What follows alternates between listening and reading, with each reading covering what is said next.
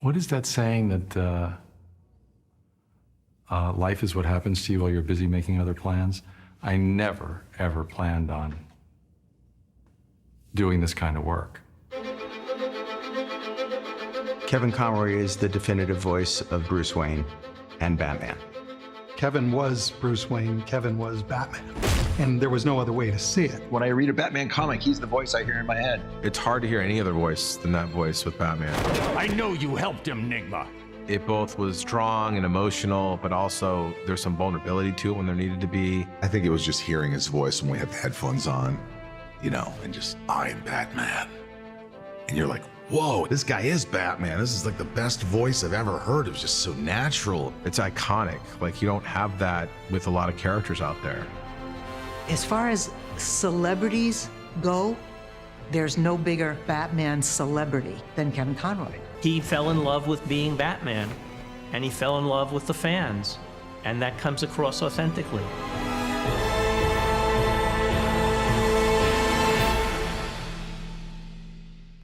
When we did the initial auditions for Batman Animated Series, the part of Batman himself was the hardest part to cast.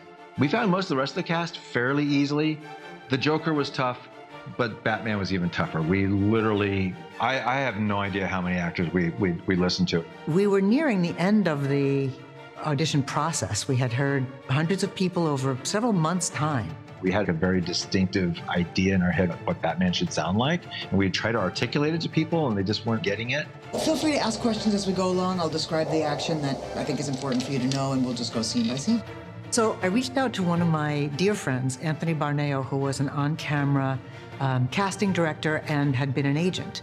And I said, we've got some voices that we like, but do you know anybody that I should see that maybe isn't a voiceover guy yet? And he mentioned this guy named Kevin Conroy. I do recall sitting in the booth. I do recall Kevin walking in the room and stepping up, and he was just this, almost a classic Hollywood leading man. He was a tall, good-looking guy. He was like one of the most beautiful people, and literally he walks in the door, and before he even opens his mouth, Andrea turns around and says, "We're hiring him, right?" And I'm like, well, we'll see. We'll see. Well, to be honest, I went into it like a dumb actor. I really went in on a cold reading. I'd never done any animated before. I went in with a strong theater background. I trained at Juilliard. I did a lot of theater in New York. I was in LA doing a television series at the time.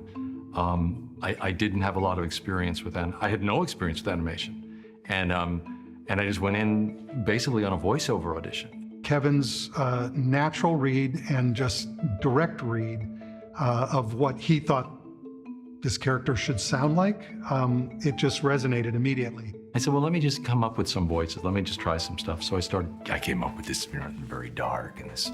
I went into this whole other place that no one else had gone to, I guess. And I saw them all running around in the booth, and I realized that I had touched a nerve. Something had gone right. Maven, you're not safe here anymore. Is there somewhere you can hide? Go quickly. He really, really embraced aspects of Batman's character in a way that no other actor that we listened to had. And I think that came from the fact that he was not entirely familiar with Batman as a superhero or a pop culture character.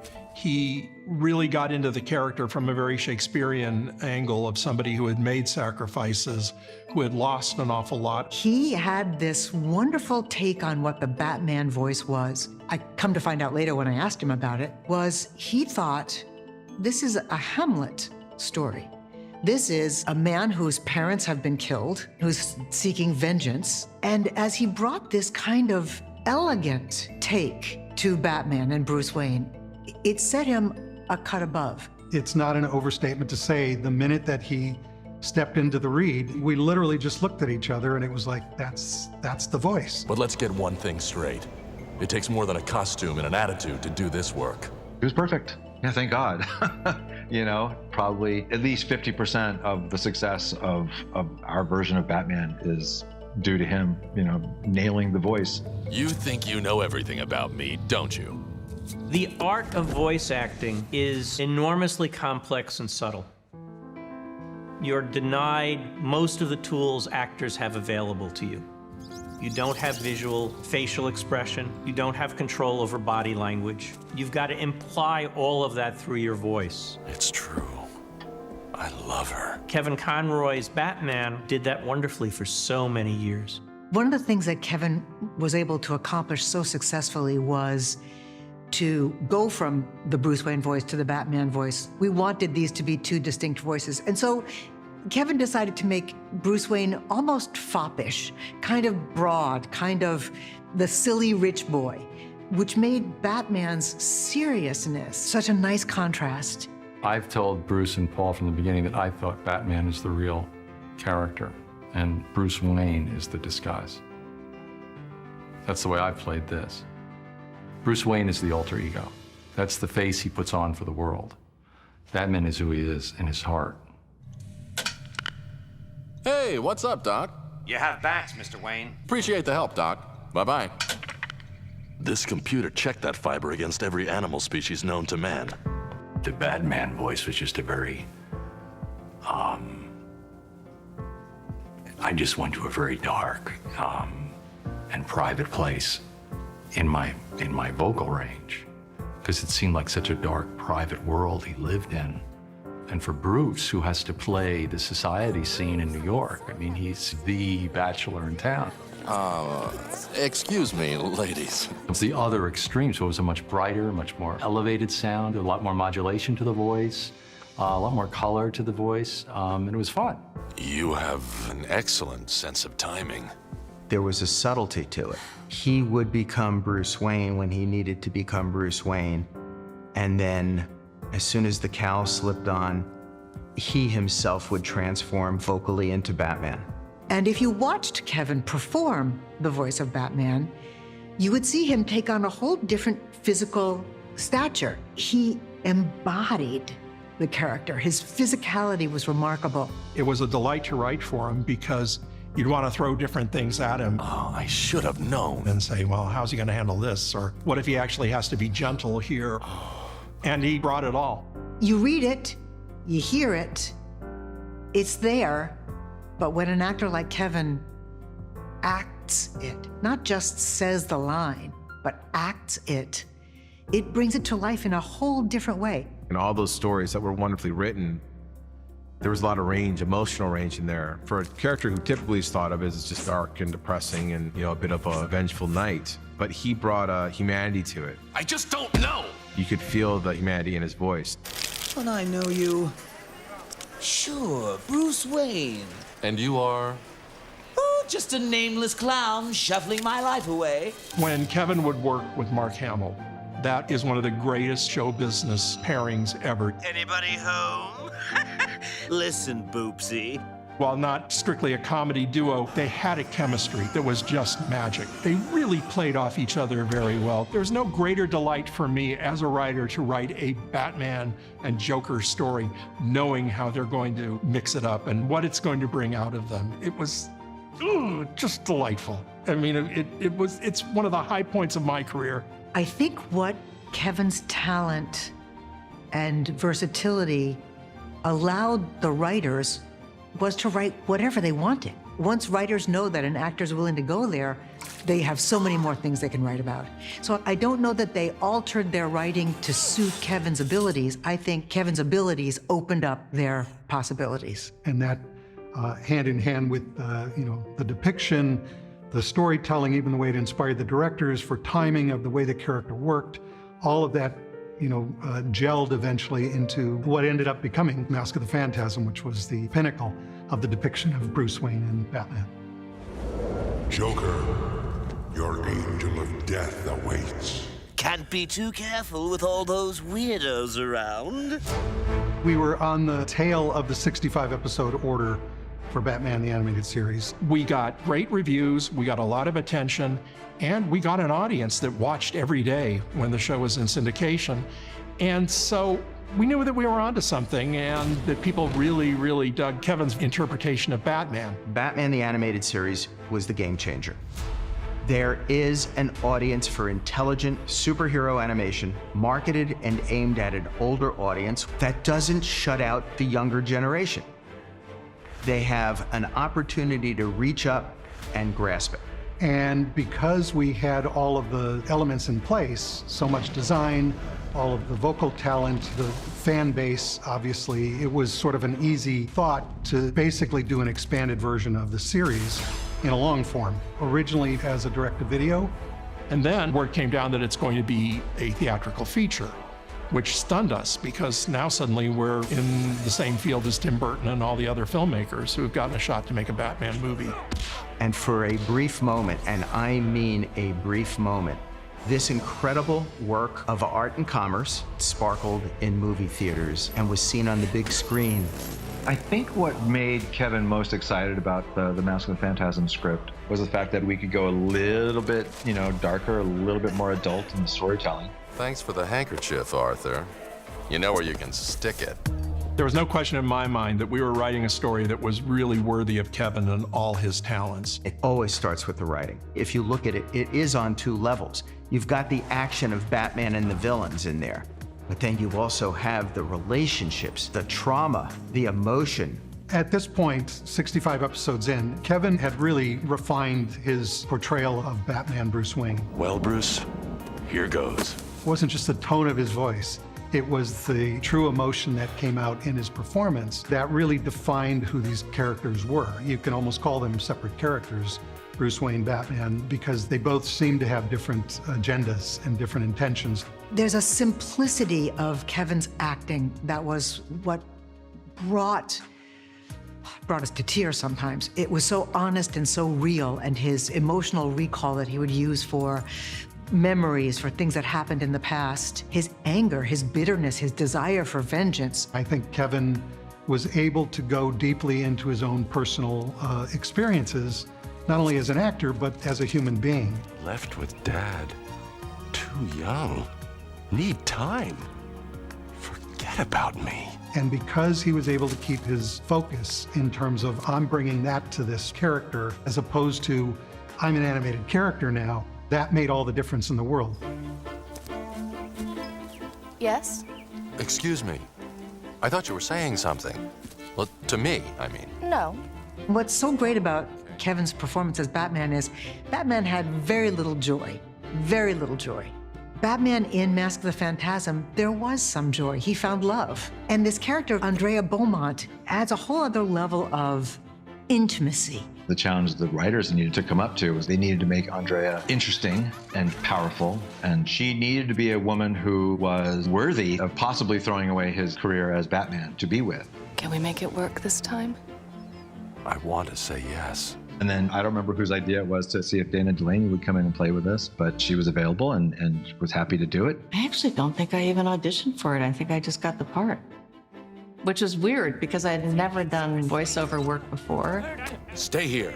I gotta stop this. Bruce, no, don't. Well, what do you expect me to do? Just stand here? Just come back to me in one piece. Please. Her acting was so perfect, and there was something about the combination of Kevin Conroy's voice and Dana Delaney's voice that just fit. What will vengeance solve? If anyone knows the answer to that, Bruce, it's you.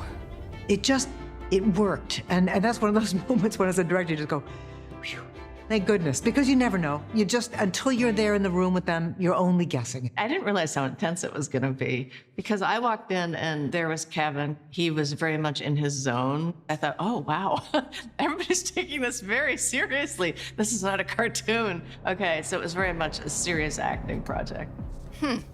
So we meet again. I like the cape. Where's your father now? Haven't a clue.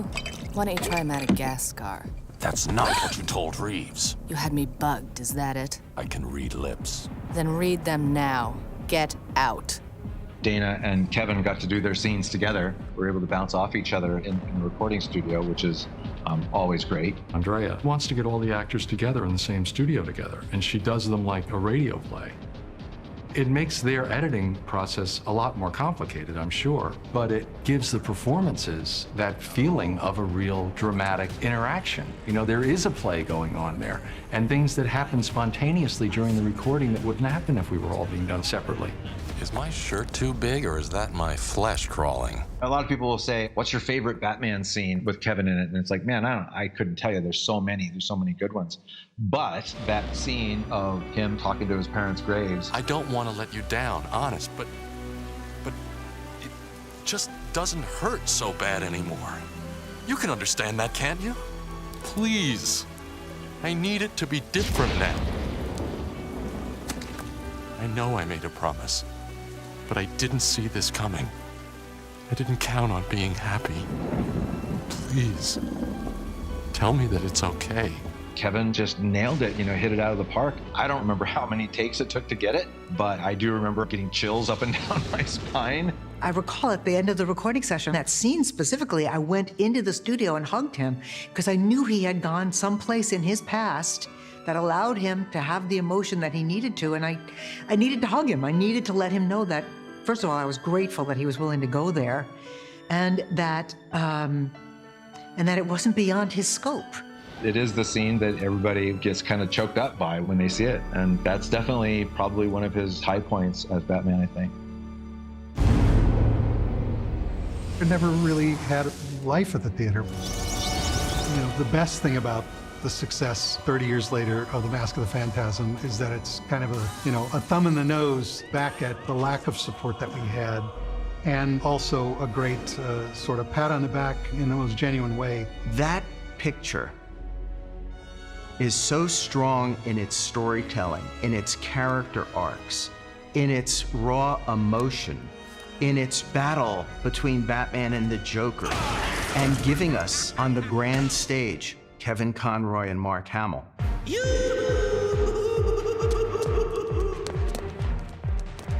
It set up so much that then continued on all the other Batman projects we did. You could hear it in his voice. The dark knight that he became, the bitter dark knight that he became, colored all of Kevin's performances. We've got business, Waller.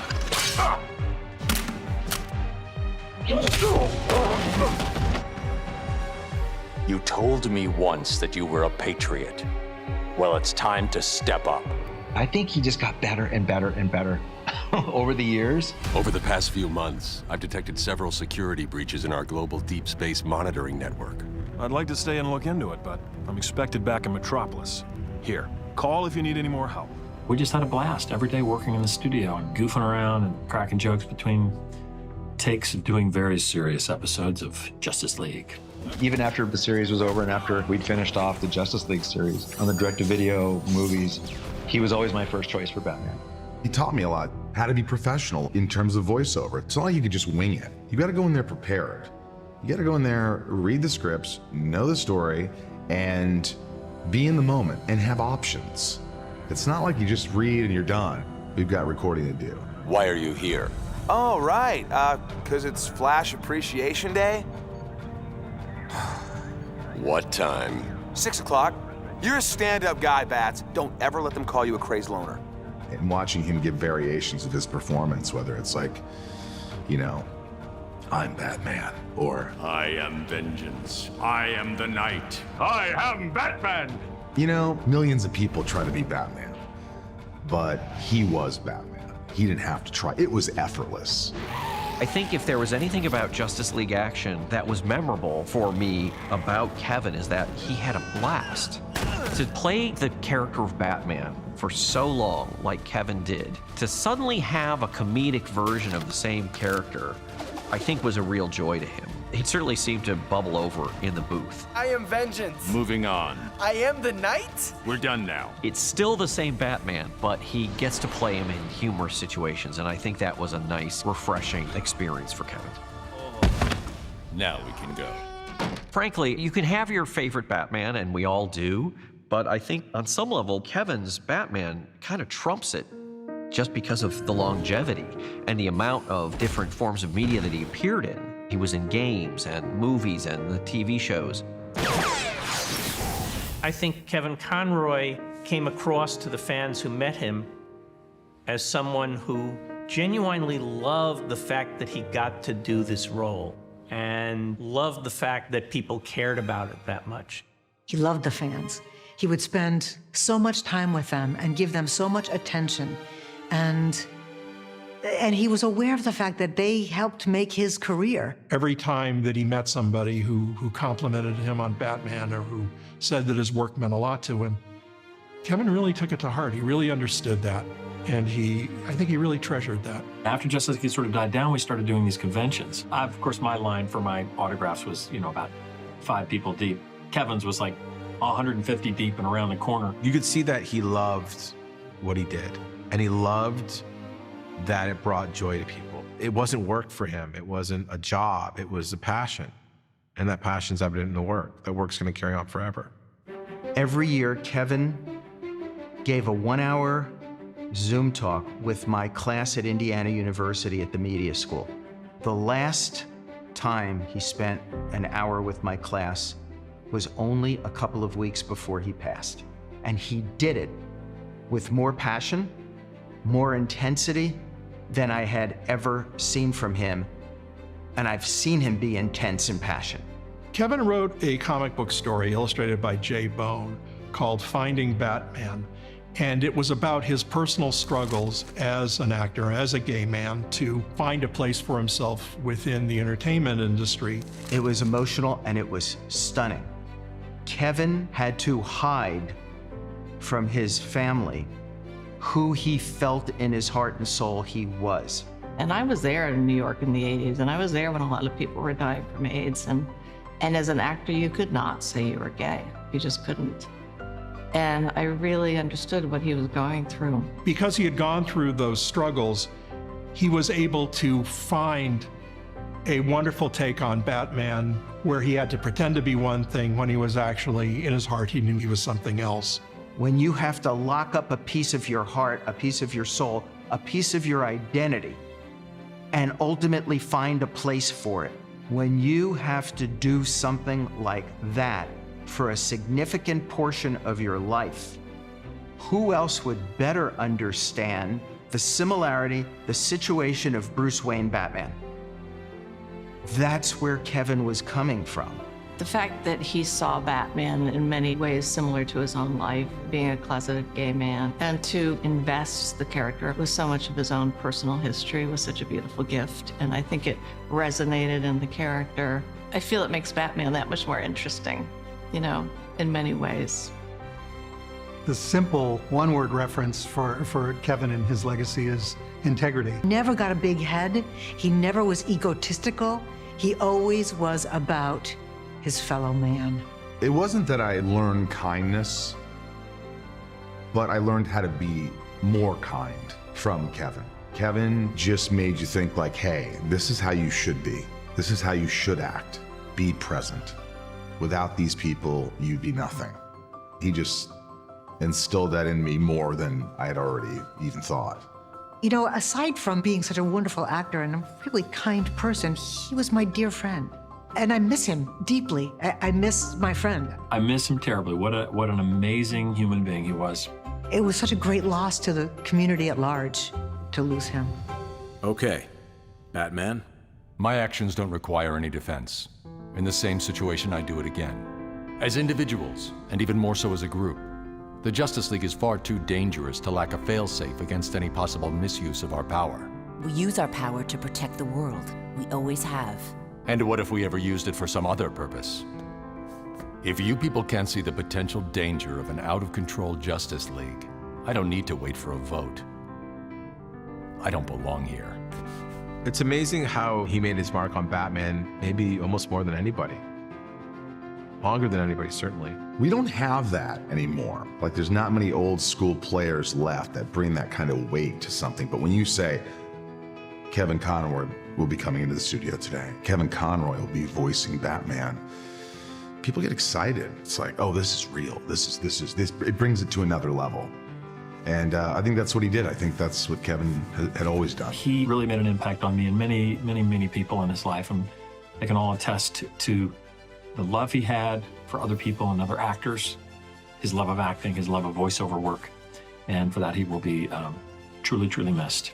Kevin's Batman is always the Batman I hear in my head. Whenever I write the character, every time I write a line of dialogue, I'll go, okay, how's Kevin gonna say this?